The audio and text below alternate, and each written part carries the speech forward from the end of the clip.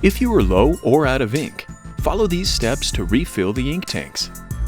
Open the ink tank lid and remove the plug on the tank you're refilling. Grab your refill bottle. Don't shake the bottle. Twist off the cap and remove the seal. Then put the cap back on. Flip the lid open and put the bottle on the spout, but don't squeeze it. Push down on the bottle and refill the tank. Make sure to watch the tank while you fill it. Do not exceed the ink fill line. Once it reaches the fill line, remove the bottle and replace the cap. Save any extra ink for next time. Replace the plug, then close the lid.